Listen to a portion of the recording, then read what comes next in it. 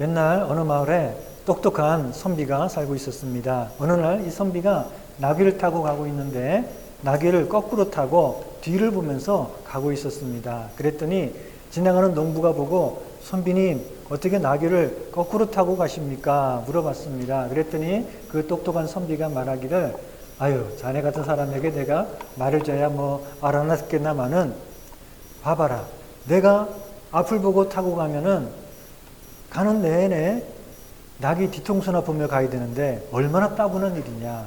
그러나 뒤로 돌아서 뒤를 보고 가면 내가 그동안 지나온 길과 풍경들을 다 보면서 갈 수 있으니까 얼마나 좋냐. 이렇게 얘기를 했다라고 합니다. 농부는 그 말을 듣고 이상하네. 어쨌든 고개를 갸우뚱하고 갔습니다. 그런데 조금 가다 보니까 이 선비의 비명소리가 들렸습니다. 나귀가 지멋대로 가다가 개울에 처박힌 거죠. 그러다 보니까 선비도 같이 개울에 그냥 굴러떨어지고 말았던 것입니다. 이 똑똑한 선비는 자기가 똑똑한 줄 알지만 농부보다도 더 어리석은 그런 사람이었죠. 하나만 알고 둘은 모르는 그런 사람이었죠. 세상에는 똑똑하지 않은 사람이 하나도 없습니다. 다 똑똑합니다. 사람들은 다 누구나 자기가 똑똑하다라고 생각을 합니다. 그렇지 않은 사람이 있으면 그 사람 말하는 걸 가만히 듣고 있다가 그 사람에게 그거 아닌데 틀렸는데 하고 얘기해 보십시오. 그러면 발끈합니다. 발끈하고 화를 냅니다. 자기가 옳은데 무슨 소리냐. 사람들은 누구나 다 자기가 똑똑하고 또 지혜롭다라고 생각하며 살고 있습니다. 그러나 스스로 자기는 똑똑하다라고 생각하는 사람들은 다 이 어리석은 선비와 같습니다. 하나만 알고 둘은 모르는 거죠. 하나는 알고 있으니까 그러니까 내가 안다라고 생각해서 자기가 나머지는 다 모르면서도 마치 다 아는 것처럼 그렇게 착각을 하며 살고 있는 것이죠. 그러니까 조그만 거 하나 안다는 사실 때문에 스스로 자기 자신을 속이는 것입니다. 그래서 오늘 본문에 보니까 18절에 말씀합니다. 아무도 자신을 속이지 말라. 너희 중에 누구든지 이 세상에서 지혜 있는 줄로 생각하거든 어리석은 자가 되라. 그리하여야 지혜로운 자가 되리라 라고 말씀하고 있습니다. 자기가 똑똑하다라고 생각하는 사람은 오히려 어리석은 사람이 되어야 된다. 그래야 지혜로운 사람이 된다라고 말씀하고 있습니다. 지혜로운 사람이 되기 위해서는 어리석은 사람이 되어야 된다라는 것이죠. 아니 이게 무슨 수수께끼 같은 그런 말입니까? 네. 지혜로운 사람이 되기 위해서는 지혜를 버려야 된다라는 말입니다. 아니 이건 또 무슨 말입니까? 지혜로운 사람이 되기 위해서는 지혜를 버리라뇨? 네, 그 말은 세상의 지혜를 버려야 된다라는 말입니다. 진짜로 지혜로운 사람이 되기 위해서는 세상이 말하는 지혜, 세상의 지혜, 사람들의 지혜 그것을 버려야지 하나님 안에서 정말로 지혜로운 사람이 된다라는 그런 말씀입니다. 그래서 이어지는 19절, 20절에 보면 말씀하기를 이 세상 지혜는 하나님께 어리석은 것이니 기록된 바 하나님은 지혜 있는 자들로 하여금 자기 꾀에 빠지게 하시느니라 하였고 또 주께서 지혜 있는 자들의 생각을 헛것으로 아신다 하셨느니라 라고 말씀하고 있습니다. 사람들이 믿고 자랑하는 그 세상의 지혜는 하나님이 보실 때는 어리석은 것이고 헛것이다 라고 말씀하고 있는 것입니다. 그래서 우리 지난번에 공부했던 고린도전서 1장 25절에 이렇게 말씀하고 있죠. 하나님의 어리석음이 사람보다 지혜롭고 하나님의 약하심이 사람보다 강하니라 라고 말씀하고 있습니다. 세상의 지혜를 버려야지만 참으로 지혜 있는 사람이 됩니다. 이것이 바로 핵심입니다. 찰스 하치라는 유명한 신학자가 있었습니다. 이 신학자는 이렇게 말했습니다. 우리가 충만해지기 위해서는 우리 자신을 비워야 됩니다. 우리가 예수 그리스도의 의로 옷 입기 위해서는 우리 자신이 가진 의를 부인해야 됩니다. 우리가 진정으로 강한 사람이 되기 위해서는 내가 가진 능력을 내려놔야 됩니다. 우리가 참으로 지혜 있는 사람이 되기 위해서는 내가 가진 지혜, 세상의 지혜를 버려야 됩니다. 이것은 누구에게나 해당되는 그런 분명한 법칙입니다. 이렇게 얘기를 했습니다. 자, 그러면 우리가 버려야 될 세상의 지혜는 어떤 것일까요? 우리가 왜 세상의 지혜를 버려야 될까요? 그 세상의 지혜는 어떤 것일까요? 그것은 세상의 지혜는 똑똑한 것 같아도 눈 앞에 것만 보고 멀리 있는 것을 보지 못합니다. 세상 안에 있는 것들만 보고 그 너머를 보지 못합니다. 세상에서 건강하고 잘 살고 행복하게 사는 게 제일 중요하다고 생각하고 그것을 위해서 도움이 되는 일을 하면은 그것은 지혜로운 일이죠. 그러나 세상에서 우리가 잘 살고 건강하고 행복하고 하는 일에 해가 되는 일을 한다면 그거는 참 어리석은 일이죠. 맞죠? 예를 들면 우리가 성공하기 위해서 부지런히 일하고 건강하기 위해서 열심히 운동하고 하는 것은 지혜로운 일입니다. 그런데 게을러가지고 빈둥거리고 노는 것 좋아하고 그리고 건강을 위해서 좀 운동을 하거나 그러는 게 아니라 오히려 해로운 것, 술, 담배며 마약에 빠져 살고 그런 거는 어리석은 일이죠. 맞습니다. 자, 그런데 이런 세상의 지혜는 하나는 알지만 둘은 모릅니다. 이 세상의 일들은 좀 아는 것 같지만 그것을 넘어 있는 영원한 것은 보지 못합니다.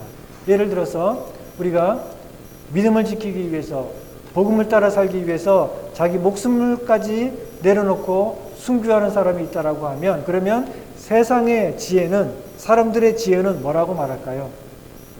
그 사람은 참 어리석고 미련하다라고 말을 하겠죠. 아니 우리가 다 잘 되자고 행복하게 살자고 하는 건데 우리가 뭘 하든지 다 우리가 결국은 잘 되고 행복하게 살자고 하는 것인데 왜 죽어버리나? 죽어버리면 무슨 소용이 있습니까? 그러니 세상의 지혜는 예수 믿고 또 신앙생활 하는 것도 좋다 이겁니다. 다 자기에게 도움이 되니까 자기에게 안정을 주고 희망을 주고 도움이 되니까 종교를 가지는 것도 좋다 이거예요. 그런데 그것 때문에 죽을 필요까지는 있겠는가? 죽어버리면 무슨 소용이 있습니까? 그러면 남은 가족들은 어떻게 되겠습니까? 그러니 세상의 지혜, 사람들의 지혜를 가지고 볼 때는 믿음을 위해서 목숨까지 포기하고 순교한다. 이거는 참 어리석고 미련한 무책임한 그런 일로 보이는 것입니다. 자, 그렇지만 하나님의 지혜는 뭐라고 말씀하나요? 마태복음 16장에 보면 예수님께서 이렇게 말씀하십니다. 예수님께서 제자들에게 이르시되 누구든지 나를 따라오려거든 자기를 부인하고 자기 십자가를 지고 나를 따를 것이니라. 누구든지 제 목숨을 구원하고자 하면 잃을 것이요 누구든지 나를 위하여 제 목숨을 잃으면 찾으리라 라고 말씀하고 있습니다. 자기 목숨을 지키기 위해서 안 죽기 위해서 예수님을 버리면 포기하면 결국은 죽습니다. 그러나 주님을 위해서 내 목숨을 내려놓고 포기하면 그 사람은 산다는 것입니다. 아니 어떻게 그렇게 될까요? 그 다음에 27절에 보면 이렇게 말씀합니다. 그 이유가 뭔가? 인자가 아버지의 영광으로 그 천사들과 함께 오리니 그때에 각 사람이 행한 대로 갚으리라. 우리 주님이 다시 오셔서 모든 사람들을 심판하시는 그 최후의 심판의 날이 있다는 것입니다. 그때에는 모든 사람들을 불러놓고 둘 중에 하나입니다. 영원한 형벌 아니면 영원한 생명을 주시는데 어떤 기준을 가지고 주십니까? 얼마나 신실하게 예수님을 믿고 따르고 섬겼는지 자기 목숨까지 내려놓을 정도로 그렇게 주님을 믿고 사랑하고 섬겼는지 그것에 따라서 영원한 죽음이든지 영원한 지옥의 형벌이든지 아니면 영원한 천국의 생명을 주신다라고 말씀하고 있습니다. 바로 이 마지막 심판의 날을 기억하고 그 심판의 날에 영원한 생명을 얻기 위해서 지금 이 땅에서는 내가 모든 것 잃어버려도 괜찮고 내 목숨을 버리면서까지 주님을 따르는 그 사람은 세상의 지혜를 가지고 볼 때는 참 미련하고 어리석어 보이지만 그러나 그 사람이야말로 참으로 지혜로운 사람이다라고 말씀하고 있는 것입니다. 자, 그리고 또 세상의 지혜, 사람들의 지혜는 어떤 것인가요? 그것은 사람들에게 인정받는 것을 중요하게 생각합니다. 다른 사람들이 나를 어떻게 보는지, 세상 사람들이 나를 어떻게 보는지 그것을 아주 중요하게 봅니다. 그래서 사람들에게 인정받고, 사람들에게 칭찬받고, 사람들이 나를 부러워하고, 이것이 내가 성공하고 잘 사는 것이다 라고 생각하는 것이죠. 그래서 모든 사람들이 좋아하는 세상의 기준을 따라서 살아가게 됩니다. 자, 사람들이 나를 싫어하고 또 미워하면 제가 아무리 돈이 많고 건강해도 행복하겠습니까? 사람은 사회적인 동물이라 그러죠. 다른 사람들로부터 인정받고 사랑받을 때 행복을 느낀다는 것입니다. 그래서 우리 사람들은 다 다른 사람 눈치를 봅니다. 저 사람이 혹시 나를 싫어하지 않나. 그래서 사람들에게 인정받기를 원하고 사랑받기를 원합니다. 그러면 어떻게 됩니까? 다른 사람들이 좋아하는 일을 해야 되겠죠. 다른 사람들이 인정하고 좋아하는 그런 일을 해야지 나도 다른 사람들이 나를 좋아하고 인정해 주겠죠. 그래서 세상에 사람들의 기준을 따라 살아가게 된다는 것입니다. 회사에서 만약에 어떤 잘못된 일이 벌어지고 있어요. 자, 그런데 누가 나서가지고 이게 잘못됐습니다라고 말하는 사람이 없어요. 왜 그럴까요? 괜히 나섰다가 사람들에게 싫은 소리 듣고 미움당하고 왕따 당할지 모르니까 그냥 전부 다 쉬쉬하면서 좋은 게 좋은 거지. 그러면서 다른 사람들 눈치 보면서 사람들에게 좀 삐딱하게 보이지 싫은 것이죠. 다른 사람들에게 인정받고 싶은 그런 마음에 그냥 사람들의 그런 행동, 습관, 기준, 가치를 따라서 살게 된다는 것입니다. 그게 사회생활 잘하는 거고 그게 또 세상을 지혜롭게 사는 것이다. 이렇게 말하는 것이죠. 자, 그렇지만 하나님의 지혜는 뭐라고 말씀합니까? 누가복음 16장에 보면 말씀합니다. 사람 중에 높임을 받는 그것은 하나님 앞에서 미움을 받는 것이다. 다른 사람들에게 높임을 받는 것은 하나님에게는 미움받는 일이다 라고 말씀하고 있어요. 사람들 눈치 보고 사람들의 기준을 따라 살아가고 그래서 사람들에게 인정받는 것은 사람들은 나를 좋아해 줄지 모르지만 세상은 나를 인정해 줄지 모르지만 하나님에게는 인정받지 못하고 오히려 하나님에게 미움받는 일이다 라고 말씀하고 있습니다. 여러분들은 누구의 인정을 받고 싶습니까? 세상 사람들의 인정을 받고 싶습니까? 하나님의 인정을 받고 싶습니까? 당연하죠. 우리는 하나님의 인정을 받는 사람이 되어야 되고 그것을 위해 사는 사람이 진짜로 지혜로운 사람이라는 것입니다. 바울은 복음을 전하면서 사람들이 이 바울이 전하는 복음을 좋아할지 싫어할지 눈치를 보지 않았습니다. 그저 하나님의 말씀을 가서 그대로 힘있게 전했습니다. 갈라디아서 1장 10절에 보니까 이는 내가 사람들에게 좋게 하랴 하나님에게 좋게 하랴 사람들에게 기쁨을 구하랴 내가 지금까지 사람들의 기쁨을 구하였다면 그리스도의 종이 아니니라.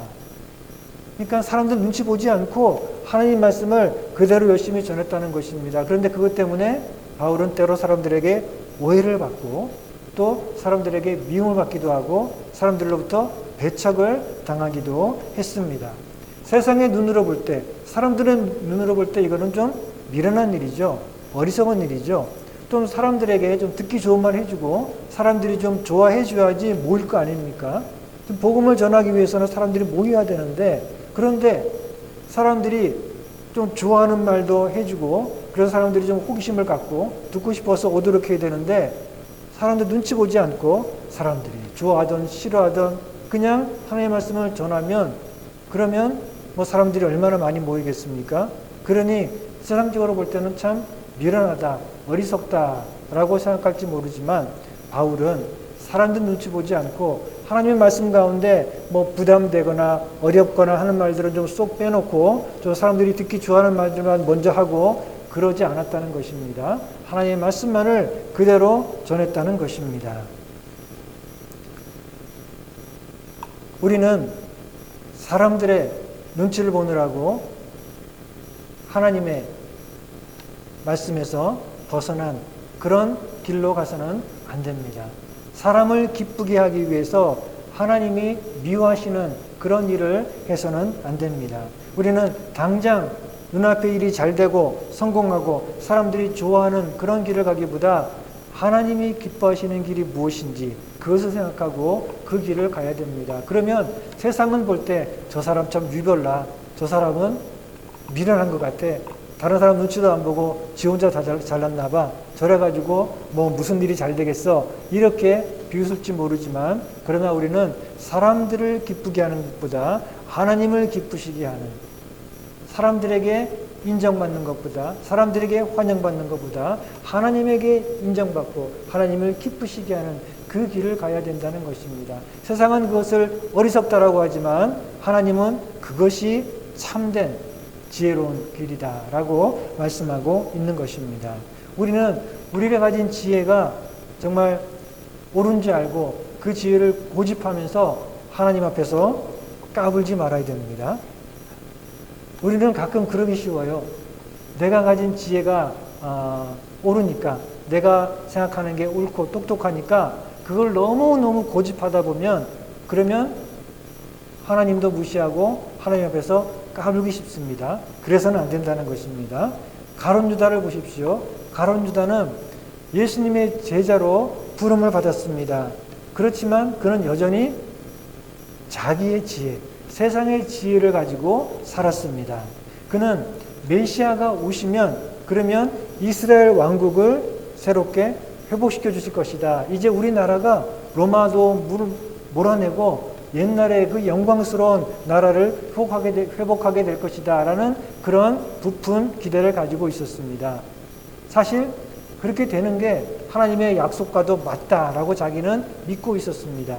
자, 그런데 예수님은 자꾸만 십자가의 길을 가려고 하십니다. 자꾸만 죽을 길을 가려고 하시니까 가룟 유다가 볼 때는 답답한 거죠. 그거 아닌데.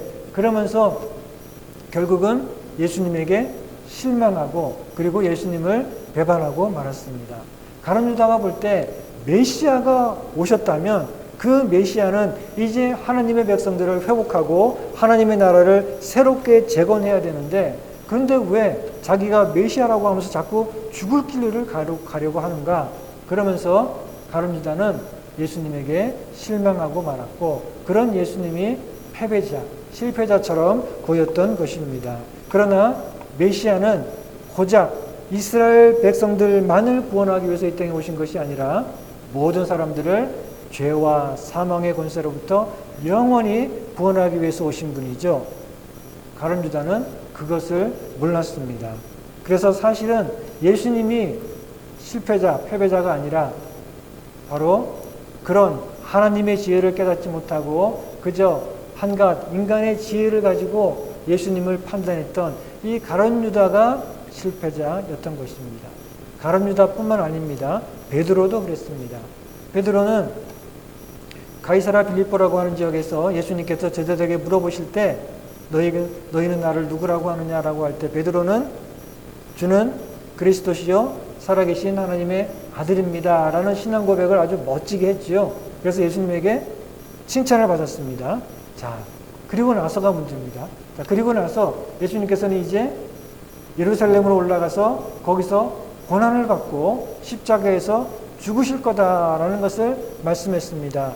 그 말을 듣자 베드로는 놀라가지고 예수님을 뜯어 말렸습니다. 마태복음 16장 22절에 보니까 베드로가 예수님을 붙들고 항변하여 이르되 주여 그리 마옵소서 이 일이 결코 주께 미치지 아니하리이다. 아니 메시아가 십자가에서 죽다니요, 절대로 그런 일은 있어서는 안 됩니다 라고 어떻게 했다고요? 항변했다라고 했죠. 근데 여기서 항변했다라는 말에는 책망하다라는 뜻이 있습니다. 책망하다. 그러니까 베드로가 예수님을 책망했다는 거예요. 아니 메시아가 지금 할 일이 얼마나 많은데 죽다니 말이 되는 소리를 해야지. 그러면서 그 예수님의 말씀이 너무나 터무니없는 말이 안 되는 소리를 들렸기 때문에 예수님을 책망하듯 따졌다는 것입니다. 자기가 갖고 있는 메시아는 이런 일을 할 것이다 라는 자기 생각에 비춰볼 때 예수님이 터무니없는 얘기를 하시니까 예수님이 잘못됐다라고 생각하고 예수님을 책망하듯이 그렇게 항변했고, 어떻게 보면은 예수님을 가르치려고 든 것이죠. 그럴 때 예수님께서는 베드로에게 이렇게 말씀하십니다. 마태복음 16장 23절에 보니까 예수께서 돌이키시며 베드로에게 이르시되 사탄아 내 뒤로 물러가라. 너는 나를 넘어지게 하는 자로다. 내가 하나님의 일을 생각하지 않고 도리어 사람의 일을 생각하는도다 라고 말씀하셨어요. 베드로는 지금 하나님의 지혜를 가지고 이 예수님이 하실 일을 생각하는 것이 아니고 사람의 지혜를 가지고 자기가 갖고 있는 세상의 상식과 지혜를 가지고 예수님을 생각하고 있으니까 예수님께서 오히려 베드로를 책망하셨다는 것입니다. 바울의 동역자였던 데마도 마찬가지입니다. 데마라고 하는 사람이 있는데 이 사람은 이 바울의 동역자로서 한동안 바울과 함께 다니면서 복음을 전했던 사람입니다. 아마 바울과 함께 이 선교 사역을 다니다 보면 뭔가 멋진 그런 경험들도 하고 자기에게도 아주 좋은 일들이 있을 거라는 기대를 가지고 했겠죠. 그런데 다니다 보니까 그게 아닌 거예요. 처음에는 열심히 바울과 동역하며 선교 사역을 잘 다녔는데 가만히 앉아서 이 손익 계산을 해보니까 별로 남는 게 없어요. 자기가 하면서 다니면서 때때로 고생도 하고 또 보니까 핍박도 있고 이 위험 요소는 많은데 거기에 비해서 자기에게 돌아오는 것은 따져보니까 별로 없는 것 같아요. 그냥 옛날에 세상에서 살 때가 좀 더 나았고 더 자기에게 행복하고 좋았던 것 같아요. 그래가지고 데마는 계산을 다 끝내고 어떻게 했습니까? 바울을 배반하고 다시 세상으로 돌아가고 말았습니다. 이 데마는 참 똑똑한 사람이에요. 계산에 빠른 사람입니다. 이런 사람이 세상에서 성공합니다. 자, 그렇지만 이렇게 자기 계산에 빠른 사람은 눈앞에 있는 세상 일들은 잘 판단하겠지만 그것 때문에 오히려 눈이 어두워져서 영적인 일에는 어리석게 된다는 것입니다. 그래서 자기에게 주어진 이 영광스러운 기회를 발로 차버리고 말았던 것이죠. 자기는 계산을 잘해서 자기에게 더 좋은 길을 간다라고 했지만 얼마나 어리석은 선택을 하고 말았습니까? 우리는 당장 눈앞에 보이는 그런 성과라든지 또 일이 잘 되는 것에 눈이 멀어서는 안 되고 우리는 세상의 지혜를 버리고 그리고 하나님의 지혜를 가져야 됩니다. 그것은 눈앞에 보이는 것 넘어서 이 땅의 일들을 넘어서는 영원한 것을 바라볼 수 있어야 되고 그리고 또 그런 지혜를 우리가 가지고 살아갈 때는 그저 주변 사람들에게 사랑받고 인정받는 것이 다가 아니라 그것도 중요하지만 우리가 하나님에게 인정받고 사랑받는 것이 그야말로 중요하다는 그런 마음을 가지고 하나님을 기쁘시게 하는 그런 삶을 사는 것이 참으로 지혜로운 사람이다 라고 말씀하고 있는 것입니다. 오늘날 믿지 않는 사람들은 말할 것도 없지만 믿는 사람들조차도 너무 똑똑해서 탈인 경우가 많습니다. 너무 똑똑해서 계산을 잘해요.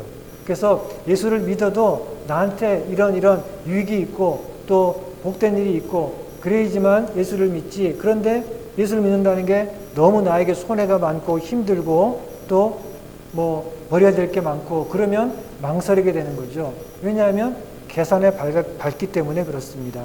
다 믿는 것도 나 잘 되자고 내 가족 잘 되자고 복 받자고 하는 건데 거기에 따르는 희생이 너무 많으면 이거 봐라 이게 아닌데 계산을 하다가 멈칫멈칫하는 것입니다. 내가 뭐 이렇게까지 할 필요가 있나?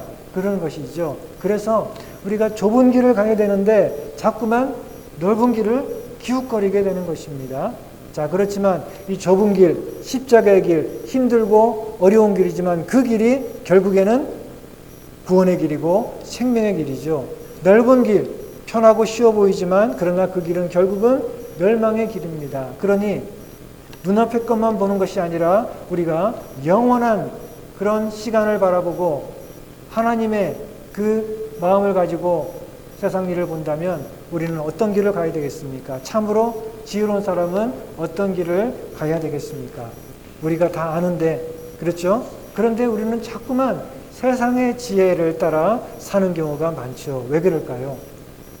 하나님의 지혜를 따라 살아야 되는데 자꾸만 세상의 지혜를 따라서 살면서 또 넘어지고 실패하고 어리석은 선택을 하고 그럴 때가 있죠. 왜 그럴까요? 두 가지 이유가 있습니다. 두 가지 이유가 있는데 첫째는 몰라서 그래요. 몰라서. 하나님의 지혜를 모르기 때문에. 아는 거라고는 세상의 지혜, 내가 그동안 알고 있던 거, 사람들이 다 얘기하는 그 세상의 지혜밖에 모르니까 그게 옳은 줄 알고 그 길을 그냥 가는 겁니다. 그러니까 우리는 하나님의 지혜를 알아야 됩니다. 하나님의 지혜를 알기 위해서는 하나님의 지혜를 구해야 됩니다. 그래서 우리 야고보서 1장 5절에 보면 말씀하기를 너희 중에 누구든지 지혜가 부족하거든 이 하나님의 지혜, 참된 지혜가 부족하면 어떻게 해야 됩니까? 모든 사람에게 후히 주시고 꾸짖지 아니하시는 하나님께 구하라. 그리하면 주시리라.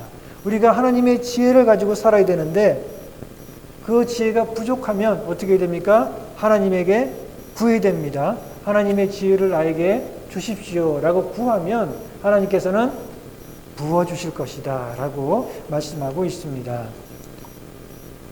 자, 그런데 우리가 하나님의 지혜를 저에게 풍성히 부어주시옵소서. 그 지혜를 따라 살기를 원합니다. 기도를 열심히 하고는 가만히 있으면 안 됩니다.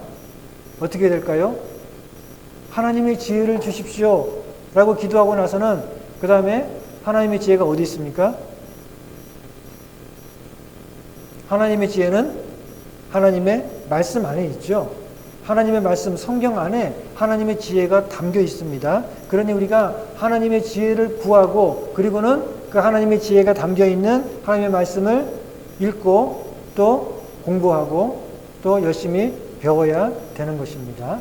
어떤 학생이 열심히 하나님께 기도했어요. 하나님, 저 공부 잘해가지고 좋은 대학 가게 해주세요. 열심히 기도합니다. 그리고는 공부를 안 하고 놀고 있어요.